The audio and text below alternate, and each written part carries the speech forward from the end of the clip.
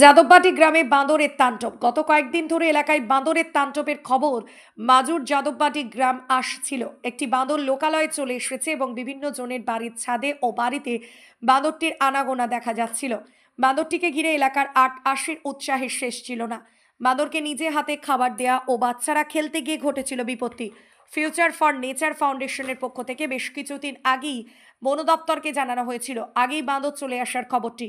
গতকাল ঘোষালবাটির বাসিন্দা প্রদীপ ব্যানার্জি প্রথম সৌরভ দত্তকে জানায় যাদববাটির প্রদীপ সোমের বাড়ির সামনে কিছু বাচ্চার সাথে একটি বাঁদর খেলছে।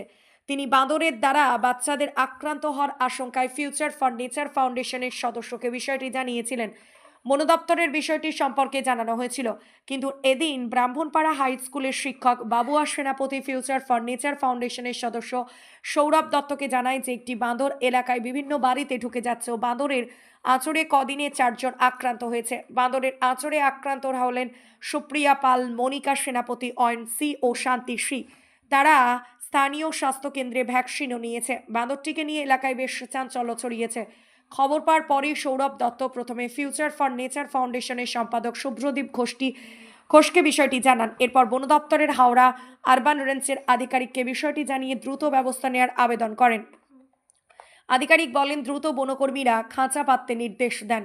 সেই মতো বন দপ্তরের টিম যাদববাটি গ্রামে এসে স্থানীয় এক গ্রামবাসীর ছাদে খাঁচা বসিয়ে যায়। পরিবেশ কর্মী সৌরভ দত্ত বলেন ওই এলাকা থেকে কদিন ধরেই বাঁদরের উৎপাতের খবর আসছিল। বাঁদরকে হাতে করে কেউ খেতে দিতে গেলে যে কেউ আক্রান্ত হতেই পারে, সংক্রমণ ঘটতে পারে এবং সেক্ষেত্রে বাঁদরের উপর মানুষের ক্ষোভ পড়তে পারে হনুমানের উপর।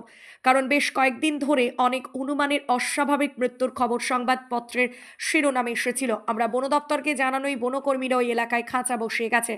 ফিউচার ফর নেচার ফাউন্ডেশনের সম্পাদক শুভ্রদীপ ঘোষ জানান জগৎবল্লভপুর এলাকায় মানুষ ও বন্যপ্রাণীর সংঘাত রুখতে ও সমস্যাটি নিরসন করতে জনমানুষে বারবার বিভিন্ন সচেতনতামূলক প্রচার করে আসছে ফিউচার ফর নেচার ফাউন্ডেশনের পরিবেশ কর্মীরা। বাঁদরটিকে কেউ ছেড়ে যেতে পারে বলেও গ্রামবাসীরা অনুমান করছে।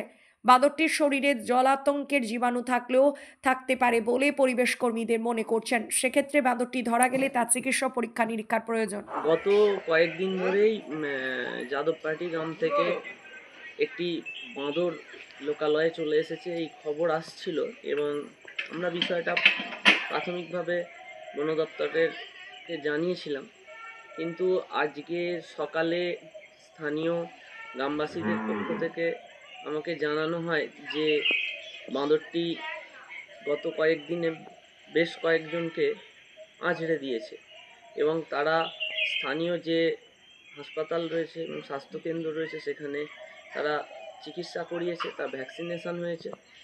ফলত বাঁদরকে নিয়ে কীভাবে বাঁদরটি এলাকায় এলো সেই বিষয়টা নিয়ে চাঞ্চল্য ছড়িয়েছে, লোকের মধ্যে একটা উৎসাহ রয়েছে এবং কেউ কেউ বাঁদরটিকে কৌতূহলবশত খাওয়াতে গিয়ে যদি খাওয়াতে যাচ্ছে, ফলত সেক্ষেত্রে কোনো বিপত্তি ঘটতে পারে, সংক্রমিত হতে পারে। বাঁদরটির শরীরে যদি কোনো রকম কোনো জলাতঙ্কের জীবাণু থেকে থাকে সেক্ষেত্রে কিন্তু যারা গ্রামবাসী বা রয়েছেন তাদের সেক্ষেত্রে সমস্যা হতে পারে। তাই বন দপ্তরকে আজকে যখন আমরা জানাই, তারপরে বন দপ্তরের টিম আসে এলাকায়, এসে খাঁচা পেতে দিয়ে গেছে এবং বানরটিকে যদি ধরা যায় তাহলে বানরটির প্রাথমিক যে চিকিৎসা সেই চিকিৎসা ও পরীক্ষা নিরীক্ষা প্রয়োজন বলে মনে হয় এবং গ্রামবাসীদের এই নিয়ে সচেতনও করা হচ্ছে। আমাদের পরিবেশ কর্মীরা রয়েছেন, তারাও সচেতন করছেন যে কেউ অহেতুক বাঁদরকে নিজে হাতে খাবার দিতে যাবেন না, বা বাঁদরের যে প্রভাব সেই প্রভাব